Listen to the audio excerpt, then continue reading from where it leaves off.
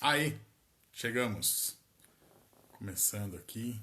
Só dando uma geralzinha aqui na luz. Um aprumo no enquadramento.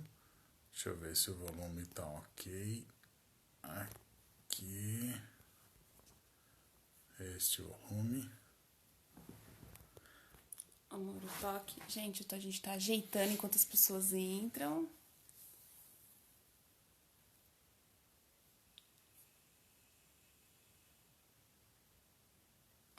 Esse aqui é o toque zero? É, silencioso. Pronto. Isso. Beleza. O pessoal tá entrando, chegando, bem-vindas, bem-vindos.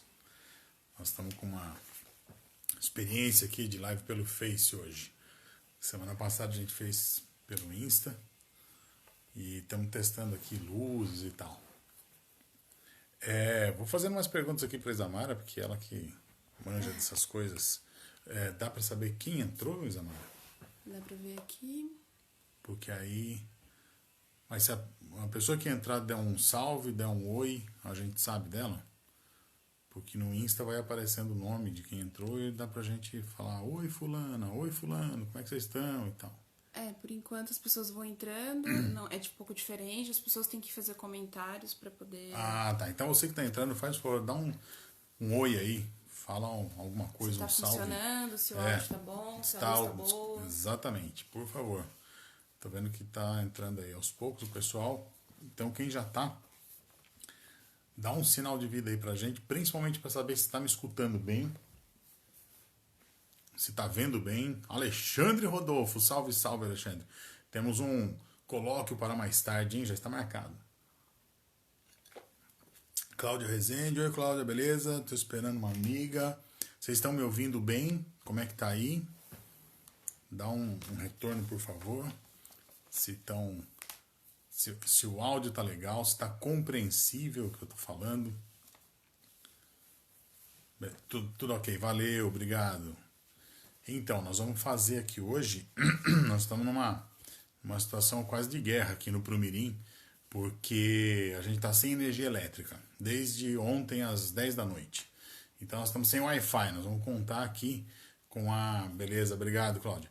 Nós vamos contar aqui com a qualidade do 4G. Vamos ver se o 4G vai funcionar belezinha. Ainda bem que pra tomar café não precisa de energia elétrica, né? Pode ser a base da linha, né? Alexandre, beleza? Alto e claro. Obrigado pelo alto, Alexandre. Eu finalmente fui chamado de alto. Demorou muito na minha vida, mas chegou o momento. Beleza, ok. Bom, vamos começar então falando que horas são? Já são 4 horas em ponto? Deixa eu ver. Esperar um pouquinho mais. Também não quero esperar muito. 4 e 1. 4 e 1. Tá. Fátima, tudo bom, Fátima? Belezinha com você? Quanto tempo, hein? Desde o tempo da psicologia. Oi. Gente, as perguntas têm que ser feitas, podem ser feitas diretamente pela live. Como a gente tá sem sinal de internet aqui, só tá no 4G, eu tô sem sinal, eu não vou conseguir dar o apoio como a gente costuma fazer, né? Vem vindo as perguntas, eu vou anotando e vou passando pro Heitor. Então a gente pede que escreva diretamente. Grande na Carlinhos, live. tudo bom, Carlinhos? Bem-vindo. Nayana, beleza, Nayana? Como é que tá a filha? Deve estar crescendo bastante, né? Então, ó, como a Isa disse, vocês podem digitar a pergunta na live. Eu vou estar mais ocupado em falar, então não vou estar conseguindo acompanhar todas as perguntas. Mas aí a Isa vai me posicionando aqui, olha, fulano perguntou tal coisa, tal pessoa perguntou tal coisa, tal. E eu falo pra caramba e eu pretendo não estender demais, para não ficar uma coisa que alongue. Eu acho que aí uns 30 minutinhos a gente consegue falar sobre as implicações revolucionárias do café.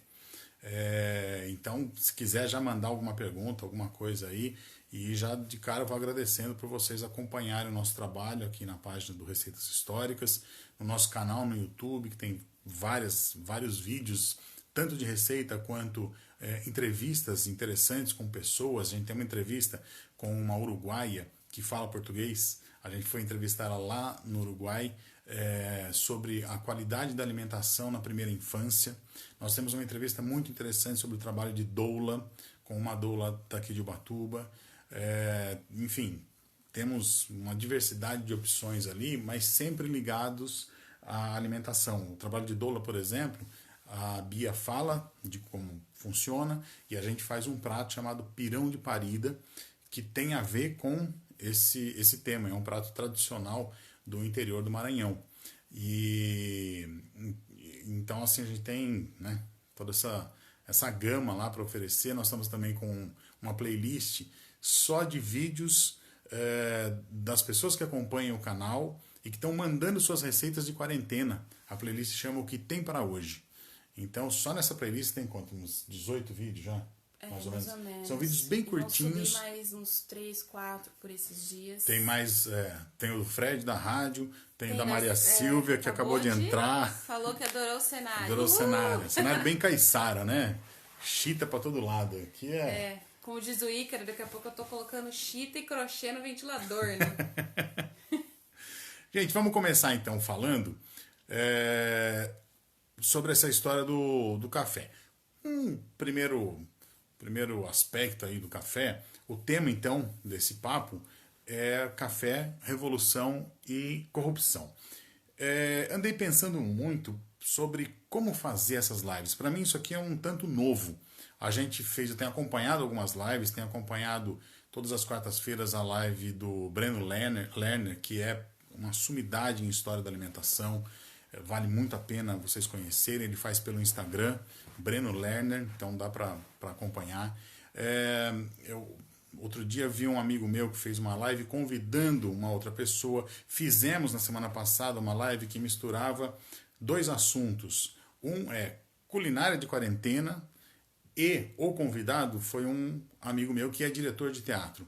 E a gente falou sobre como fazer teatro, como ensinar teatro, como dar aulas de teatro online, né? Com essa coisa da distância. E aí eu fiquei pensando, a gente estava trocando ideia sobre vamos fazer, não vamos fazer e tal. E normalmente as palestras que a gente faz, elas são extremamente didáticas e muito pertinentes ao conteúdo de cada tema. E aí eu falei para eles, vamos pegar um tema que a gente domine, que a gente tenha conhecimento, mas eu não quero fazer simplesmente a história daquele ingrediente ou aspectos nutricionais dele, até porque nem é muito a minha praia. Mas eu falei, eu quero fazer uma live assim, muito à vontade, muito eu mesmo conversando com as pessoas e interagindo com as perguntas e os comentários que vocês coloquem. Por isso eu escolhi esses aspectos mais ligados às questões políticas sociais em torno do café. Para a gente ter uma ideia aí de onde vem o café, né? O café que foi chamado durante muito tempo de o ouro verde brasileiro. O café ele tem origem, a lenda que explica a origem do café está ligada a um pastor de cabras chamado Caldi, que teria vivido no ano 575 d.C. na região do Iêmen, no norte da África. E esse cara, pastoreando suas cabras, ele observou... Oi, Loris, tudo bem? Oi. Tá ouvindo, casal? Beleza, bem-vinda. Esse cara, esse Caldi, pastoreando as cabras dele, observou que as cabras comiam um frutinho vermelho de um arbusto e elas ficavam mais animadas, ficavam um pouco mais agitadas. E a partir dali, ele teria contado para as pessoas com quem ele tinha contato isso, e um grupo de religiosos num templo ali, num mosteiro, resolveu experimentar, fazer algumas experiências com esse café. E perceberam que era um produto, era um fruto que realmente dava uma animação para as pessoas, e a partir daí começaram as preparações do café para ser ingerido como bebida. E aí, isso, logicamente, né, é uma lenda, a gente não tem uma confirmação arqueológica, histórica, não tem um registro disso, mas é a lenda mais veiculada para a origem do consumo do café. E a partir daí ele teria então se espalhado por toda aquela região do Oriente Médio e tal, e a produção na Arábia foi tão expressiva que acabou, um dos tipos de café acabou levando o nome exatamente ligado à Arábia, que é o café arábica, que é o mais consumido ultimamente, né? Atualmente, inclusive. expandiu-se por países do Oriente Médio, países da Europa. E o café é considerado, além de ser uma bebida estimulante, tanto para o físico quanto para o intelecto, né? Ele é um dos itens alimentares mais produzidos pela humanidade, porque ele gera dependência química. Isso é uma coisa importante da gente dizer. Os alimentos que recebem maior atenção da produção e da comercialização são exatamente aqueles que geram dependência química. Então aqui nós vamos citar 3 exemplos: açúcar, o café e, mais recentemente, a gordura saturada. O século XX descobriu a gordura saturada como um ingrediente que gera dependência química e faz com que as pessoas acabem girando uma roda de consumo, de comércio muito forte. Fala mais sobre Itar, tudo bem? Bem-vindo. Haja visto, então, por exemplo, tem um documentário muito interessante feito por um norte-americano chamado Super Size Me, que conta a história em cima de uma matéria de jornal que dava conta de que 2 adolescentes norte-americanas processaram a rede de fast food McDonald's porque a divulgação dos produtos dessa rede era que entregava uma refeição nutricionalmente equilibrada e completa. E elas acabaram engordando. Elas perderam o processo e aí esse cara que fez o documentário resolveu comer durante um mês só produtos dessa rede de fast food. E o organismo dele ficou completamente descompensado. Demorou 10 meses para ele voltar à saúde normal dele, depois que ele fez a experiência de um mês. E esse episódio, esse evento do documentário acabou dando uma reviravolta no processo das meninas.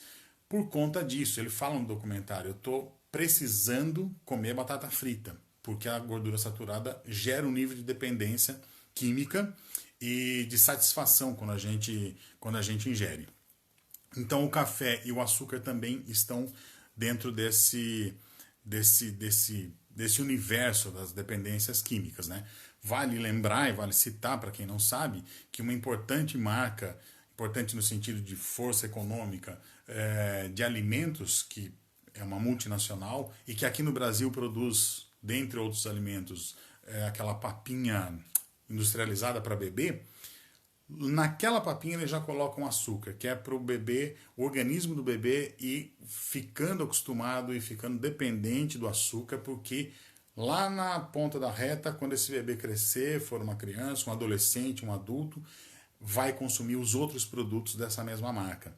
Então é legal a gente ter essa atenção aos produtos que recebem maior cuidado, maior investimento. Por que é que eles recebem maior investimento? E vale lembrar do malefício do açúcar na primeira infância, né? Claro. Na fase de crescimento cerebral e motor da criança. Sim, o desenvolvimento todo. Então, tudo isso eu estou dizendo porque, assim, eu, por exemplo, eu me considero dependente químico de café, porque eu preciso tomar 1 por dia, pelo menos. Senão eu começo a ter dor de cabeça, fico meio esquisito. Açúcar já não tem essa relação, porque eu consumo pouquíssimo açúcar. Eu consumo açúcar, na verdade, no café e açúcar mascavo muito pouco, tal. Mas normalmente as pessoas são dependentes do café, do açúcar e muito mais do açúcar, né? Por conta disso que a Zamara falou, que vai viciando o organismo e não é saudável em excesso. E hoje, sim, como eu disse, bastante das gorduras saturadas. Mas vamos voltar pro café. Vocês sabem, né? Eu falo pra caramba e aí acabo pegando uns atalhos aí. Se tiver pergunta do açúcar ou do café, gente, pode ir escrevendo que eu vou lendo aqui. Por favor, mandem suas perguntas, seus comentários, suas observações, são todos muito bem-vindos. Aí o café, em determinado momento, nós estamos falando lá de mais ou menos ano 575, 600 depois de Cristo, o café foi levado a Meca. E logo surgiram, isso aqui é muito importante, porque aqui a gente já começa a ver os traços potenciais revolucionários do café. Surgiram os chamados cavecanes, que eram espaços físicos para o consumo do café. No Egito e na Turquia antigos, o seu consumo era cercado de luxo e refinamento, então já tinha um destaque para o consumo do café. Agora, essa coisa dos cavecanes, lá em Meca, vai ser importante para a gente entender o que vai acontecer na sequência ao longo do tempo. Passado esse período aí de expansão pelo Oriente Médio, o café começou a se expandir pela Europa. a partir do século XVII, foi levado para a Europa pelas mãos dos holandeses. E encontrou na França o seu primeiro grande mercado. Em 1700... Fala, Zamara, o que você quer dizer? Não? Em 1720... Olha que interessante isso. Em 1720, Paris possuía 380 espaços chamados cafés, né? Espaços para se tomar café. E até o final daquele século, pulou para 900 cafés. Então, isso mostra muito a aceitação, a importância social desses espaços, porque o café é um ambiente extremamente democrático. O café é o espaço onde a gente consome, que começou lá nos Cavecanes, lá em Meca. Esse espaço é muito democrático. Por quê? Você vai hoje aqui em Ubatuba, por exemplo, tem vários cafés, cresceu bastante, né, esse tipo de investimento, e outras cidades, obviamente, também tem. Você vai num espaço desse, num café, você pode gastar tanto de, sei lá, R$2 para tomar um cafezinho coado naquele copo americano, quanto você pode gastar R$50, porque acompanhando aquele café você pode comer uma torta salgada, uma torta doce, uma quiche com uma salada. Então, uma qualidade de café. Uma qualidade, exatamente, vai mudando assim, o café expresso, o café coado, o café saborizado com blend não sei das quantas. O café de jacu. O café de jacu, quem já teve a oportunidade de tomar o café de jacu, sabe que... Zizinho, bem-vindo, muito obrigado. Oi, Guiomar, beleza? Muito bom conhecer sobre a história do café, parabéns, valeu, Guiomar, obrigado. A Isa falou do café de jacu. O café de jacu é aquele café... O jacu é uma ave grande, preta. Barulhenta, muito bastante barulhenta. Anda em bandos, assim, em famílias, né? E aqui, onde a gente mora, tem bastante jacu. A gente normalmente acorda com o barulho deles bem cedinho. E o jacu, ele costuma comer os grãos do café. E aí, depois que ele come, o grão passa pelo sistema digestivo dele e ele faz o cocô, e o grão do café vai embora no cocô já parcialmente digerido. E algumas fazendas são especializadas nesse tipo de café, vão coletando o cocô do jacu com esses grãos, e aí dão aquela limpada, tiram lá o excesso que não deve ser consumido. Lorênia Barros, amo o casal, beijo pra vocês. Canal. O canal, pensei que era o casal. Tem um comentário. Obrigado, que Lorena. a Cláudia Rezende disse que na Itália tudo acontece no espaço. Nesse café. espaço do café, Os italianos também gostam muito, né, dessa coisa do café, os franceses, os italianos. Lorênia, obrigado. Que bom que você acompanha o canal, muito obrigado. E aí, voltando ao café de jacu, o pessoal limpa a sujeirinha ali e faz o beneficiamento daquele grão de café. Já tomei, caríssimo, uma coisa assim que custa 5, 6 vezes o preço comum de uma xícara de café habitual, e zero de acidez. Então, Carlinhos, beleza, Carlinhos? Carlinhos, craque dos pães lá de Monte Verde. Grande abraço pro Carlinhos, pra Gleice, pro pessoal de Monte Verde. Então, é um café super leve, sem acidez, mas muito mais próximo de um chá. Ele não tem aquela coisa encorpada do café. Bom, então, voltando ao aspecto democrático desses espaços chamados cafés. Por que eles são importantes em termos revolucionários? Exatamente por poderem receber e juntar pessoas dos mais diversos níveis. E os cafés parisienses foram muito importantes, foram fundamentais, foram peças fundamentais na preparação da Revolução Francesa. Então existe um café em Paris chamado Café Procope. Até hoje ele existe, e tem uma gravura que registra a presença do Voltaire, que é um dos cabeças da Revolução Francesa, se reunindo com outras pessoas, com outros revolucionários. Então, nesses espaços, nos cafés, que são espaços que transcendem a questão do consumo da bebida, mas passam a ser espaços de convivência, muitas ideias foram debatidas, muitas revoluções foram preparadas. E é mais interessante que seja nos cafés do que nos bares, porque eu sempre digo assim, quando eu estudava em Campinas, na década de 80, quantas vezes, final de 80, começo de 90, quantas revoluções de mesa de bar a gente fez, né? Só que a revolução de mesa de bar não vai para frente, porque ela acaba no copo.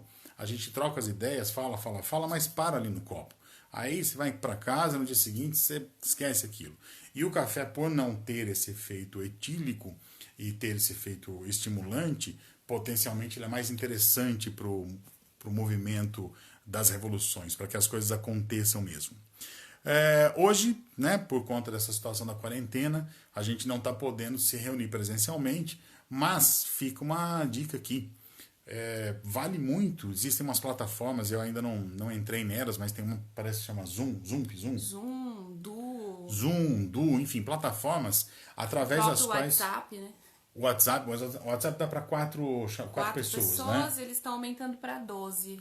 Então, são plataformas que permitem reuniões virtuais. Então, poder conversar através dessas plataformas, trocar ideias, faça o seu cafezinho em casa, e aí chame pessoas, cada um faz o seu café, e aí troca ideia, faz esse encontro por esse período em que a gente não pode se encontrar presencialmente, mas vale muito essa prática. Vamos falar um pouco então da questão da corrupção, né? Já falamos do aspecto revolucionário, mas tem mais coisas revolucionárias na história do café. Mas vamos entrar aqui no café no Brasil, como é que o café chegou no Brasil.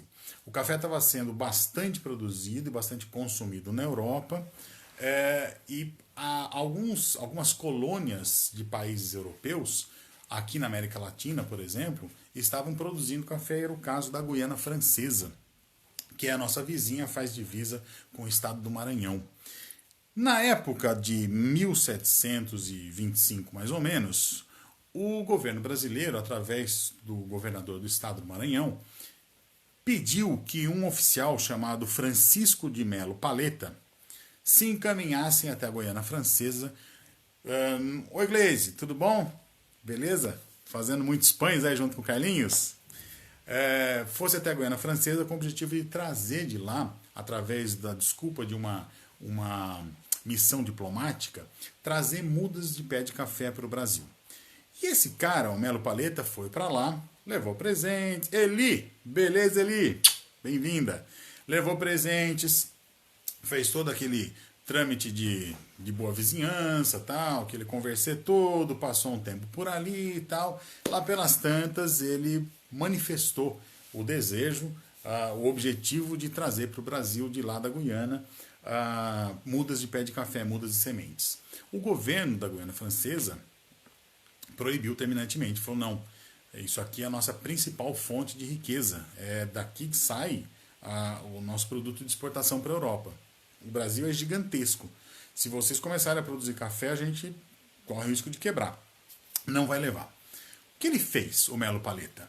Ele começou a jogar um lero-lero na mulher do governador, do governante da Guiana Francesa da época. Ele seduziu aquela mulher.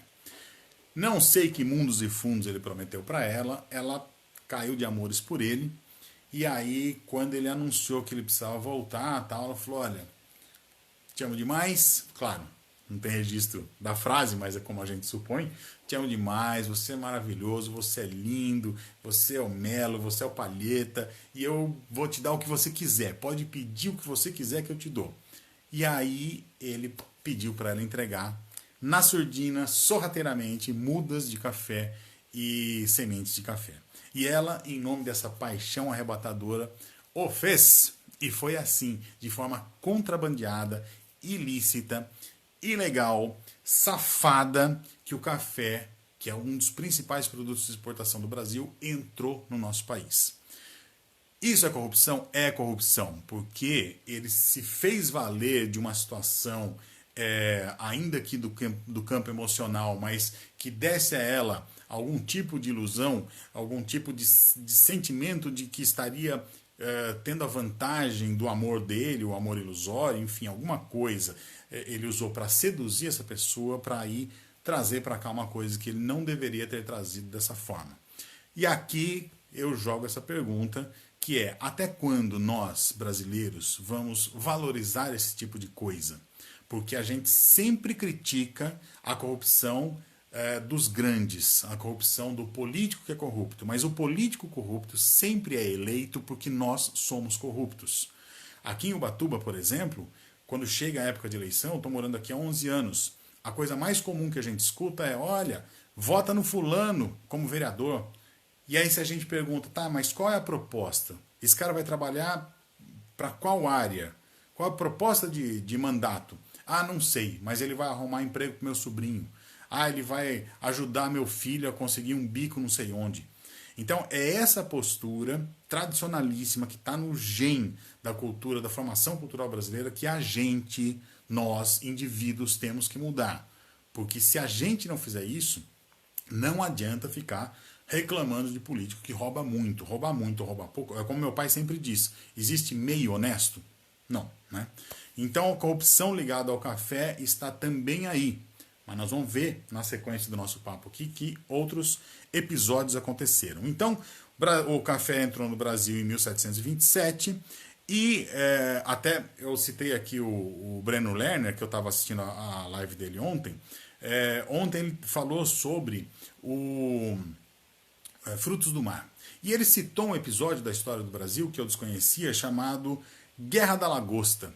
Tem a ver com a Guiana Francesa. A gente acabou de falar da Guiana Francesa. Olha que curioso, em 1960, embarcações pesqueiras da França vieram pescar lagosta e invadiram um pouco aqui as águas brasileiras. Na época, o presidente da República era o Jânio Quadros, aquele maluco que tentou um autogolpe. Foi um golpe meio estranho, meio num passo torto, como representa até a foto mais conhecida dele, aquele pé meio cruzado.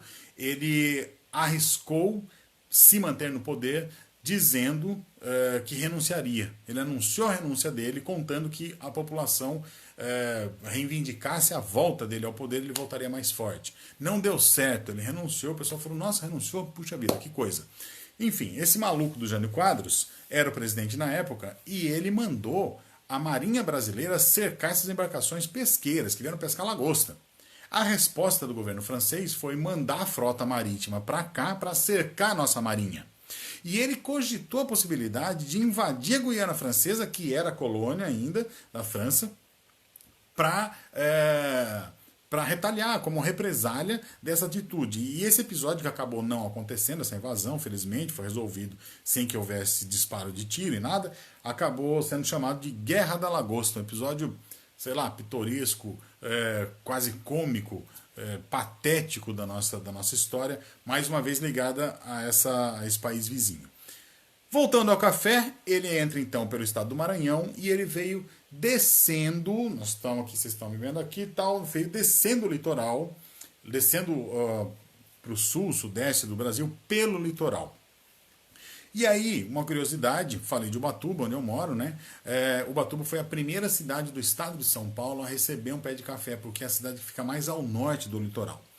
Veio descendo pelo litoral e, paralelamente, foi se ramificando, foi se espalhando para cidades do Vale e depois para cidades do interior do estado. Isso gerou uma situação ao longo do tempo, nós estamos falando de 1760 tal, quando chegou mais ou menos em 1850, a gente tinha já uma disparidade socioeconômica considerável no Brasil, porque nós tínhamos uma elite cafeeira, produtora de café nas grandes fazendas, que estava muito interessada. Opa, olha, a Isamara trouxe um cafezinho aqui, obrigado, Rani. Saúde, gente, cafezinho. Muito bom, muito obrigado, muito gentil. Essa elite cafeeira já estava bastante rica, enriquecendo cada vez mais. E o trabalho escravo era o que mantinha isso.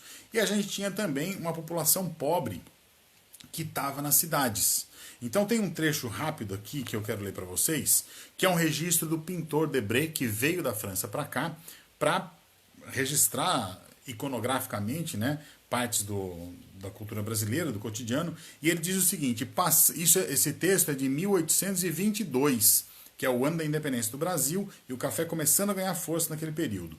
Passando-se ao humilde jantar do pequeno negociante e sua família, ele está falando do Rio de Janeiro, vê-se com espanto que se compõe apenas de um miserável pedaço de carne de 3 a 4 polegadas quadradas e somente meio dedo de espessura. Cozinham-no a grande quantidade de água e um punhado de feijões pretos, cuja farinha cinzenta, muito substancial, tem a vantagem de não fermentar no estômago.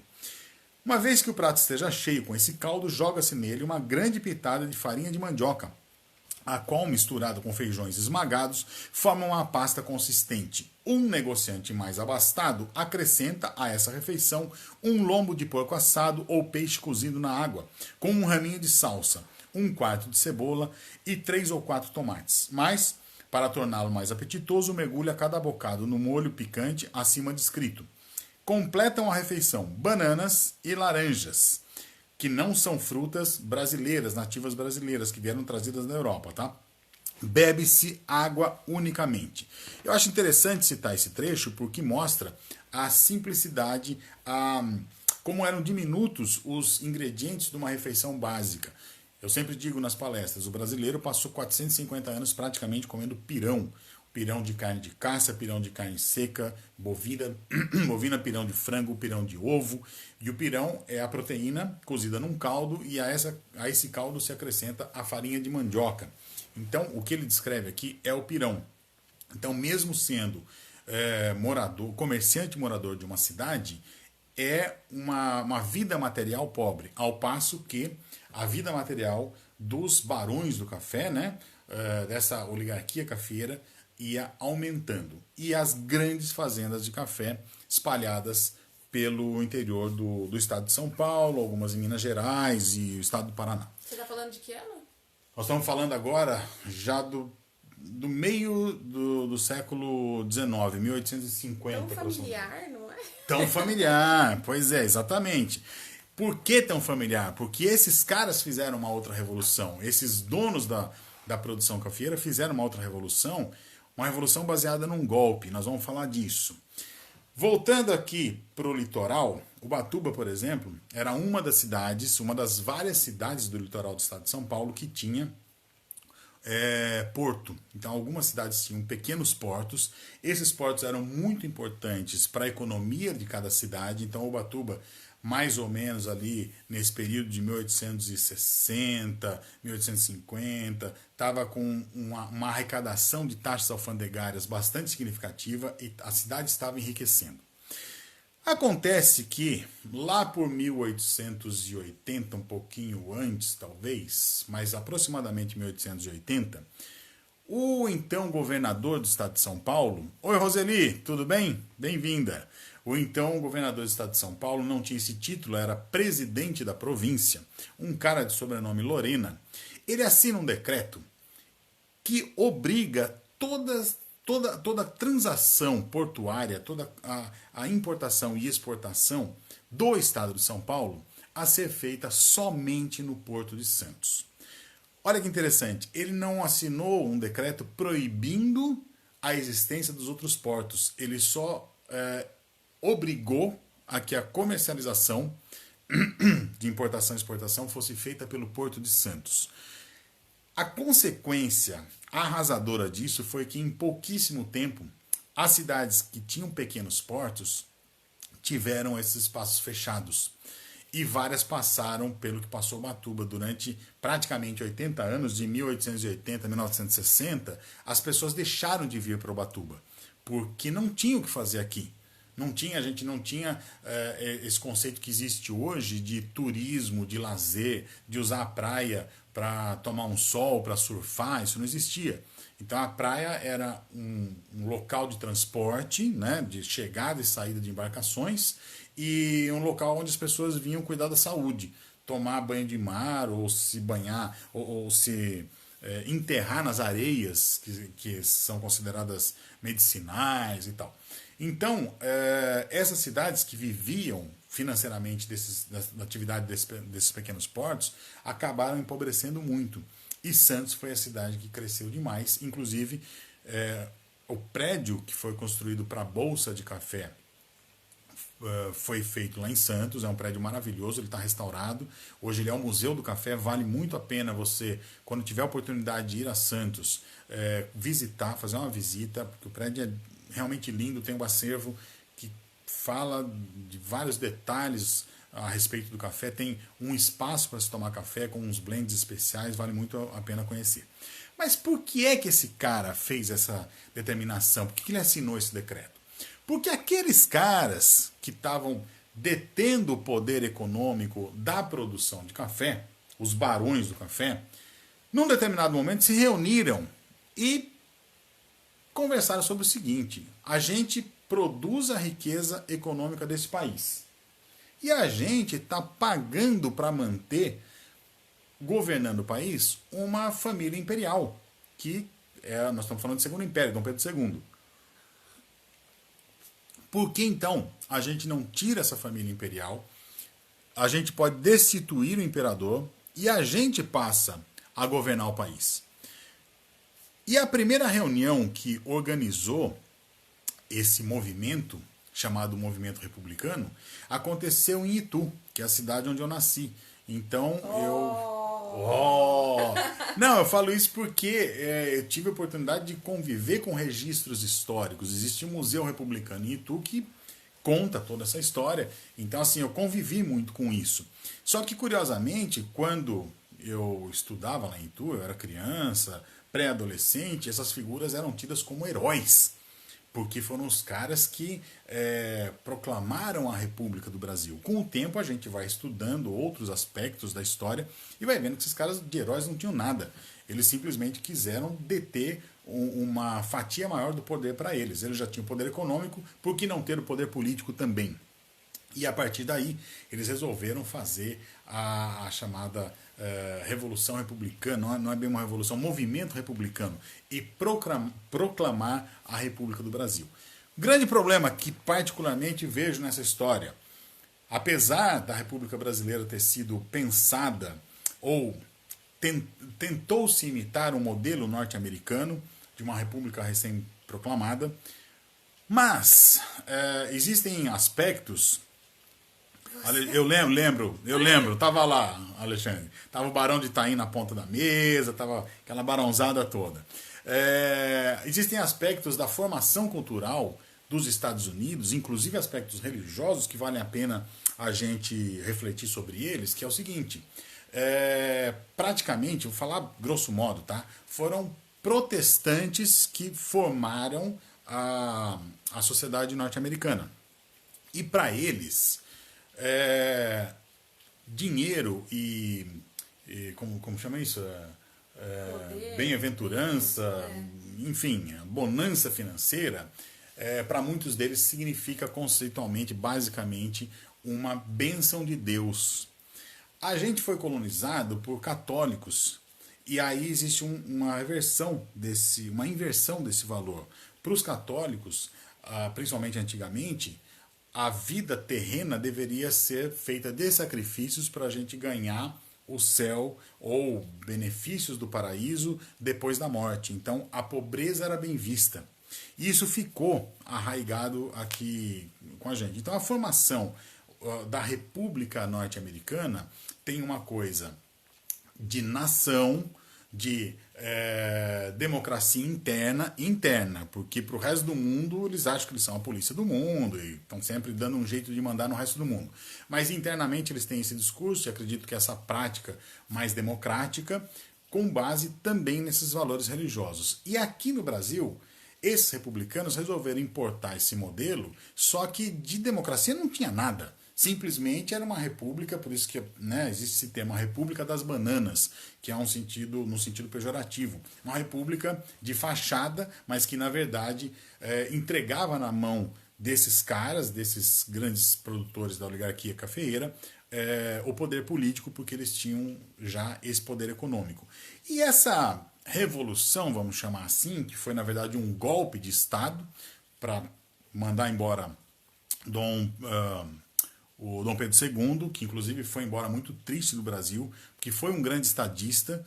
Quem tiver a oportunidade de ler a biografia do Dom Pedro vai ver que ele era um cara que tinha uma visão sobre tecnologia, uma visão sobre modernidade muito à frente do seu tempo, e um cara que investia no Brasil. Então essas coisas que a gente sabe, né? Tipo o Jardim Botânico do Rio de Janeiro. Adriano Rosa chegou, fala, compadre. Então várias ações, várias atitudes do Dom Pedro II eram muito benéficas para o Brasil. E aí foi esse golpe de Estado que os Barões do Café empreenderam. Agora vamos fazer o link, vamos voltar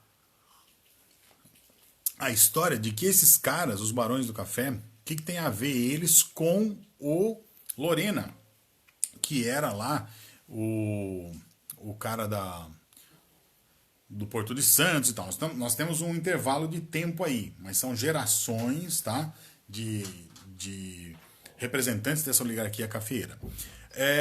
Por que é que Santos foi escolhida para ser a cidade cujo porto seria o principal de atividade? Existia no século XIX um interesse muito grande de uma empresa chamada República do Café com Leite. O Adriano perguntou. A República do Café com Leite vem exatamente depois. Nós estamos ficando sem bateria aqui? Espera só um pouquinho. Provavelmente, gente. Só um segundinho aqui. Eu queria saber se tá ficando escuro. Como é que tá a luz para vocês aí? Porque a gente tá luz sem luz já faz quase 24 horas. Quase né? 24 horas que a Electro nos abandonou. Alessandra Ramos e Silva, só um tiquinho atrasado. Pouquinho, né? Pouca coisa. Que a gente já tá falando aqui, quase chegando no século XX. Então, tava falando da história de Santos e tal. Uma empresa inglesa, produtora, assim, fabricante, né? Uma empresa ligada ao ramo de estradas de ferro, resolveu investir no Brasil. Então ela se vinculou a esses produtores de café. Isso nós estamos, repito, falando. Tá ficando escuro, né, Eli? É verdade. A Isa tá dando um jeito aqui. Tecnologia, mais ou menos. Ajuda. Ela se associou a esses caras. Ela se associou a esses produtores de café e ela fez um plano de construção de estrada de ferro e de expansão das estradas de ferro pelo interior do Brasil. Essa empresa aqui no Brasil se chamava São Paulo Railway. Ela fez uma base onde hoje é Paranapiacaba, que é um distrito da cidade de Santo André, na Grande São Paulo. E de Paranapiacaba para Santos existe uma linha reta ali de trilho de trem que eles construíram e essa empresa trouxe ingleses para produção, para montagem de mais estradas de ferro, e a partir dali eles foram expandindo essas estradas de ferro. Então, existia um interesse dessa empresa inglesa que se propôs a montar uma base de serviço ali para o Porto de Santos, e isso favoreceu os cafeicultores da época a pressionarem essa coisa de exclusividade no movimento ali econômico no Porto de Santos. E aí, grandes fazendas foram se expandindo. A gente tem aí o final da escravidão, a abolição da escravatura, no final do século XIX, para suprir a mão de obra que era escrava. Houve um movimento do governo brasileiro no final do século XIX, começo do século XX, de atrair, um movimento para atrair imigrantes, e nessa vieram muitos italianos para trabalhar nessas fazendas de café, uma boa quantidade de japoneses, e depois vieram espanhóis, vieram árabes, enfim. Mas por que vamos falar dos italianos e dos japoneses, principalmente dos italianos? Porque foi o contingente maior que veio para cá, e eles chegavam e eram levados, sem nem saber para onde eles estavam sendo levados para essas fazendas de café no interior do estado de São Paulo, para trabalhar como colonos lá, para plantação de café e produção e tal. Estava indo tudo bem para os produtores de café, riqueza absoluta, o ouro verde brilhando na mão desses caras, e aí nós temos a virada do século, né? A entrada do século XX, a primeira década, a segunda década, 1920, São Paulo naquela efervescência, o começo da industrialização, Semana de Arte Moderna, muito dinheiro investido ali, muita coisa acontecendo, muito dinheiro, Brasil exportando café, e ninguém contava com uma quebra. Famoso craque da Bolsa de 1929, lá em Nova York. Hoje existe uma área em São Paulo chamada Cracolândia. E o que eu vou falar aqui não é um trocadilho besta. Qual será a relação do craque da Bolsa com a Cracolândia de São Paulo?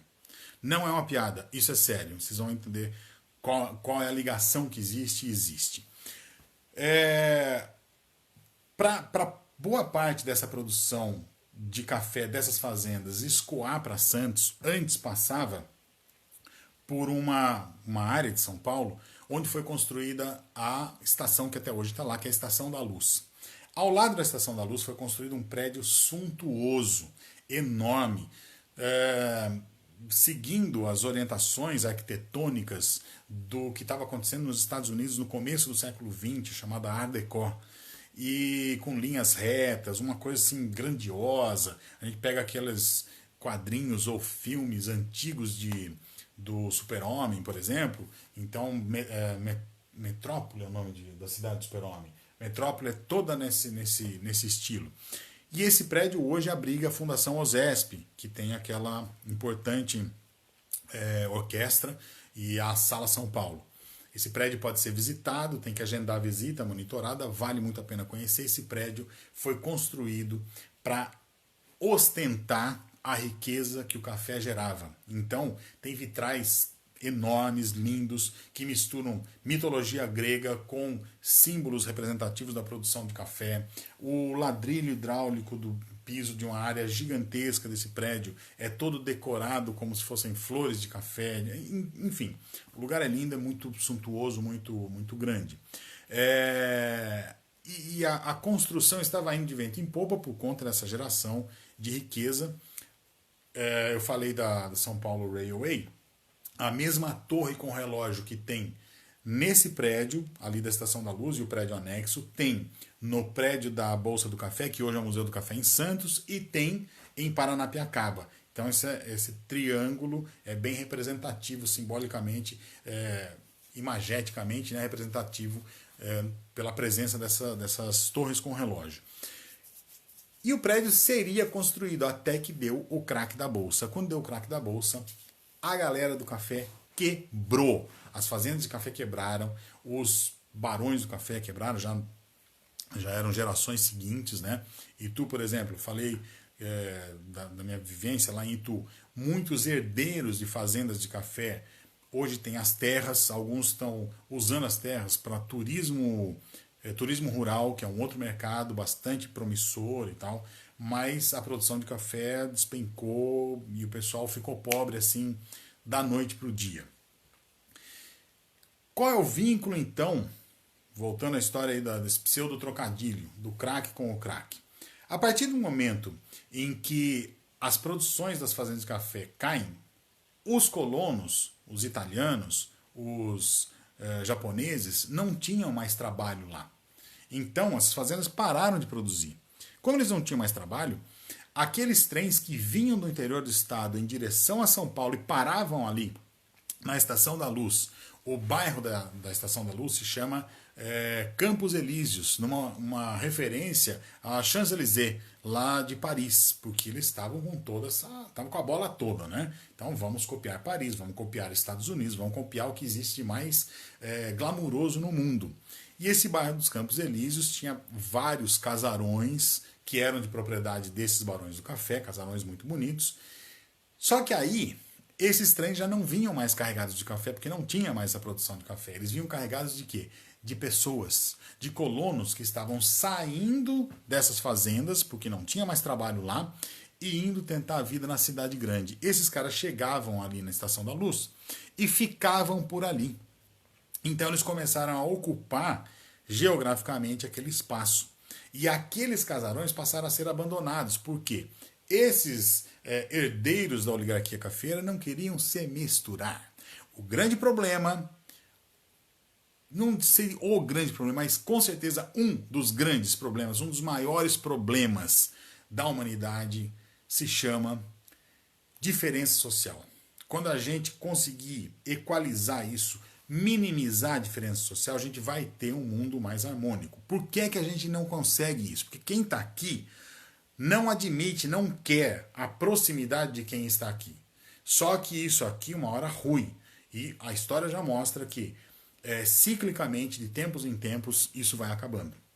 E esse pessoal, então, que morava ali, passou a construir os seus novos palacetes na região da Paulista, que era uma região absolutamente erma, inabitada, desocupada, porque eles não queriam se misturar.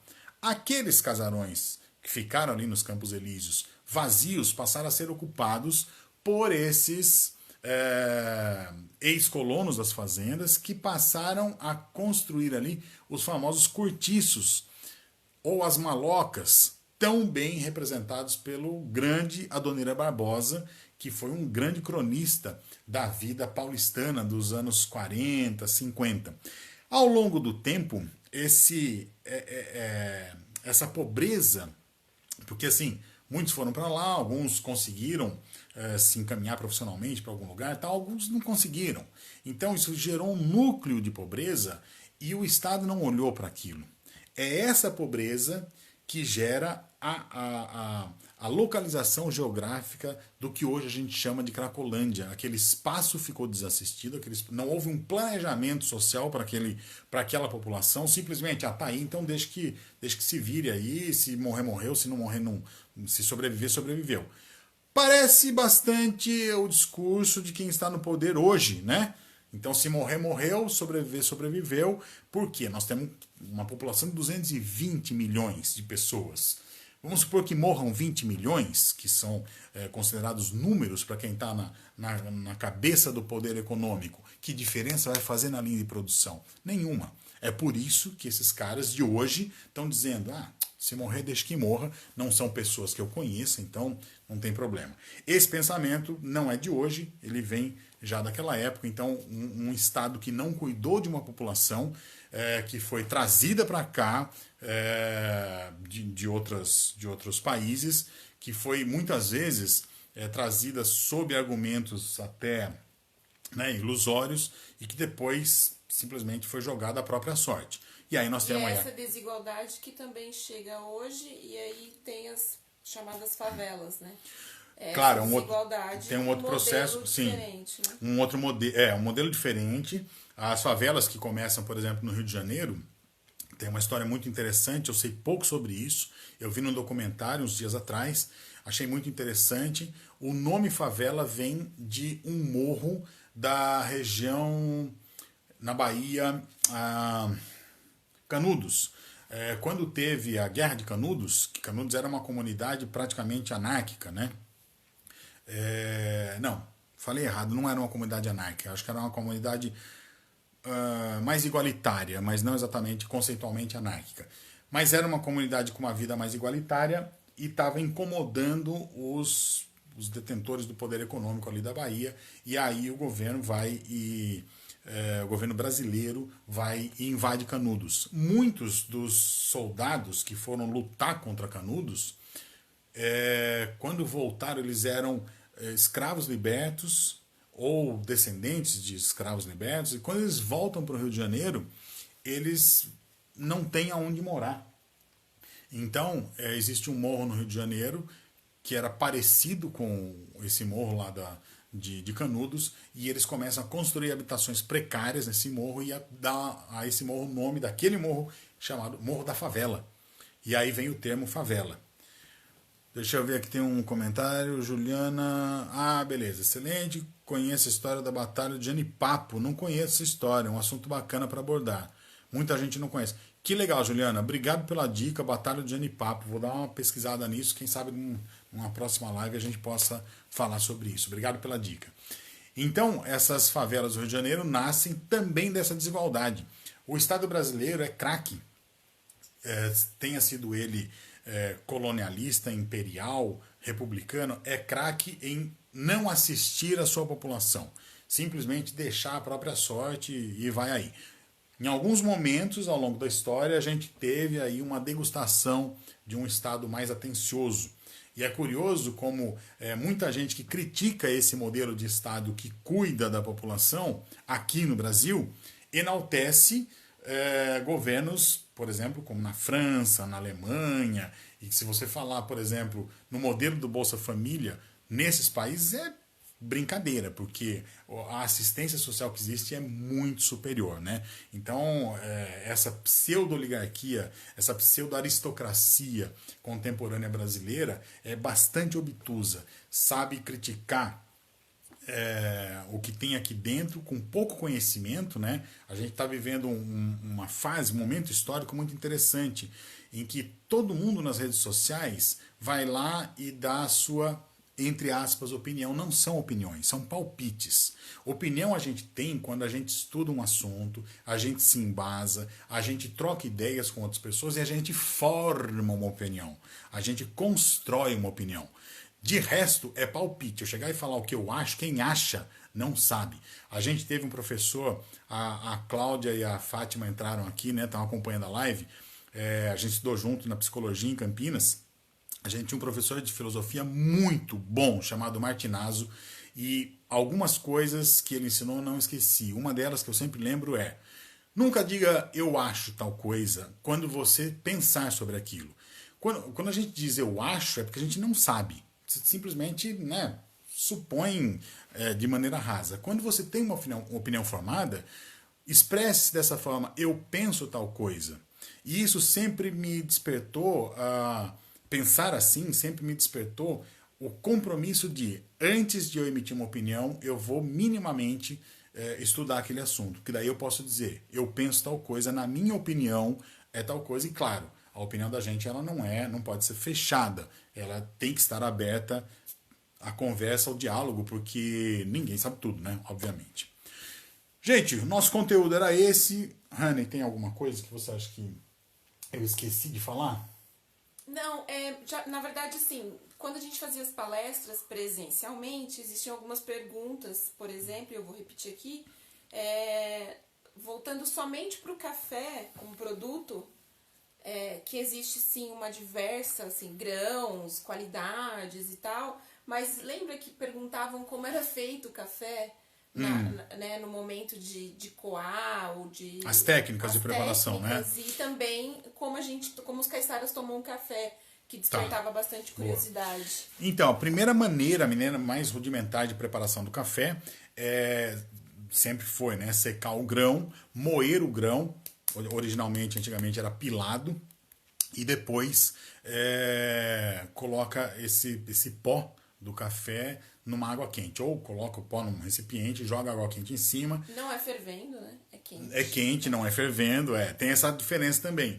Dependendo de onde você estiver, aqui no litoral, por exemplo, que a gente está no nível do mar, a água não deve ser colocada fervendo no café. Aliás, é recomendado que nunca se coloque, porque ela queima ácidos do café e isso interfere, queima alguns óleos e isso interfere na acidez. Então coloca quase naquele ponto de ebulição. E aí misturava essa água no pó, deixava um tempo ali, esse pó ia descendo, ia decantando. Juliano Rocha, bem-vindo, Juliano, tá assistindo aqui um pouquinho da nossa live. Esse pó ia decantando e aí depois de um tempo, com cuidado, eles tiravam esse líquido, a bebida, né, o café, e tomavam. É um processo de infusão, praticamente. E aí outras técnicas foram se desenvolvendo, o café coado, que é o meu preferido, que é o café coado no pano, né? A gente brinca e fala assim, coado no saco. É o saquinho de pano, do coador. E aí coloca o pó de café ali, joga água fervendo e tal.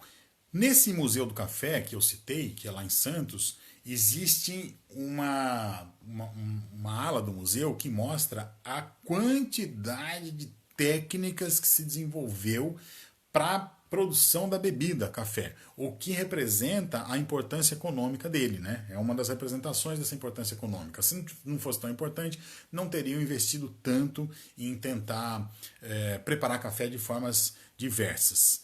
Deixa eu ver uma coisa aqui. A Denise, perfeito. Sempre algo de bom para aprender. Obrigado. Denise Arduino, obrigado pelo convite. A Denise também estudou com a gente na psicologia. Faz pouco tempo, né, gente, que a gente fez psicologia junto. Eu fiz 1 ano só de psicologia e essa galera continuou. Eu achei que para mim não ia ter cura mesmo, e aí eu fui embora para o teatro, para as artes cênicas. Que é para comprovar que não teve cura mesmo. Que é para confirmar que não tinha cura mesmo. Mas muito legal estar aqui recebendo vocês nessa live. Mas voltando à história das técnicas de preparação, nessa ala do Museu do Café, tem umas máquinas de café que são praticamente laboratórios de química. Então, muito investimento foi feito com o objetivo de tirar o melhor proveito qualitativo, né, dos grãos do café. A história dos blend é um termo que a gente usa, está muito na moda falar de blend para hambúrgueres, o blend para os cafés, o blend é mistura, né? É o sabor, a mistura que vai gerar um novo sabor. Então eles têm lá uma diversidade de blends. Tem um que a gente provou, que é o café do museu, eles chamam de café do museu, é exclusivo deles. E é um café de uma qualidade tão espetacular que se você acrescentar um grãozinho de açúcar, você estraga a qualidade daquele café. Ele é saborosíssimo, não tem necessidade de acrescentar. Aliás, voltando... O fruto já é adocicado nesse caso, esse fruto já, né, o grão do café já é mais doce e ele tem zero acidez, assim, eu que não gosto de café, gente, eu não gosto de café. Eu sou normal. Vocês devem estar se perguntando por que a Isa fala, mas não aparece. Ela tá de pijama. Então ela tá com vergonha de aparecer, só por isso. Gente. Mas na próxima você precisa aparecer. De pijama, óbvio, né? Mas eu tava... então, essa história de colocar o açúcar no café ou no suco, voltando à história que eu disse, né? O açúcar gera dependência química. Quanto mais açúcar a gente coloca, menos a gente sente o sabor original daquele produto. Então é legal, assim, vocês estão ouvindo, estão acompanhando a live, começarem a pensar em reduzir o consumo de açúcar em cada produto. A Isa trouxe um café para mim, estava gostoso, mas ela pôs o dobro de açúcar do que eu tô acostumado a tomar. Olha, gente, eu pus nada de açúcar. Para ela é um nada. O Ícaro, meu filho, ele é capaz de colocar 3 colheres de sopa de açúcar numa xícara de café, e aí já não sente mais o gosto do café, né? Sente muito mais o gosto do açúcar. Gente, o café é democrático. Então, assim, tem gente que toma com bastante açúcar, tem gente que toma com nada de açúcar. Tem gente que toma com conhaque. Tem gente que toma com conhaque, com sorvete. Com leite. Tem gente que toma café chá, que era o café que meu padrasto fazia, e o meu avô faz, que é um chá. Eu acho que era pra render o pó, né? Que tinha isso. E tem os cafés super fortes que dá pra morder. Então, acho que é muito relativo, né? Deixa eu ver aqui, tem mais um comentário. Loris, gostei de saber dessa relação da palavra crack com a situação atual lá nos Campos Elíseos, que por sinal é linda arquitetonicamente e tão abandonada. Dá para entender agora, né? Pois é, exatamente. Isso é uma coisa que pode estranhar quem vá ver pela primeira vez. Fala, nossa, um espaço arquitetonicamente tão bonito, como é que virou esse espaço de zumbis, né? O crack e o crack, como a gente disse. Gente, nós temos 3 receitinhas de café para passar para vocês, mas eu não vou ler aqui as receitas. Uma é bolo de café, que é um bolo bem simples, não é bolo para comer tomando café, para acompanhar, é um bolo com sabor de café, já vai o café na massa do bolo. Outra, o café tem sido bastante utilizado em pratos salgados ultimamente, é o frango com café, bem saboroso, já fiz, é legal. E a terceira é o café com sorvete de creme, que é bastante conhecido. Essas 3 receitas estão no nosso canal Receitas Históricas Brasileiras, lá no YouTube. Então, por favor, dá uma visitada lá no nosso canal Receitas Históricas Brasileiras, se inscreve, vê os vídeos, clica no sininho para receber as notificações. A Cláudia está dizendo uma receita. Pode comentar, por favor, pode criticar. Pode pedir, pode sugerir. Pode pedir, pode sugerir, enfim. Nós estamos muito abertos aqui. E você esqueceu de falar do nosso café caiçara, que é um clássico. Boa! O café caiçara é um café... Quando o café... Eu falei que Ubatuba foi a primeira cidade do estado de São Paulo a receber pés de café. Quando o café chegou aqui, o caiçara tinha muita dificuldade de acesso ao açúcar. O açúcar era um produto muito caro. Mas ele já tinha pés de cana-de-açúcar no seu espaço, na sua propriedade familiar. Tá virando balada isso. Gente, porque tá escurecendo muito, eu não consigo resolver. E aí, como o caiçara preparava o café? Ele não tinha açúcar, mas ele tinha cana, ele moía a cana um moinho artesanal chamado escorçador. Quem me ensinou isso foi o saudoso amigo Pedro Paulo, que me ensinou bastante sobre a cultura caiçara. E no escorçador ele moía ali o talo da cana, né? O caule da cana de açúcar. Agora ficou escuro mesmo, hein? E tirava o caldo da cana. Aí ele fervia o caldo da cana. E esse caldo da cana... Fala, Luiz! Gostou do penteado novo, você viu? Cara, eu passei até gel hoje. Pra dar um brilho aqui.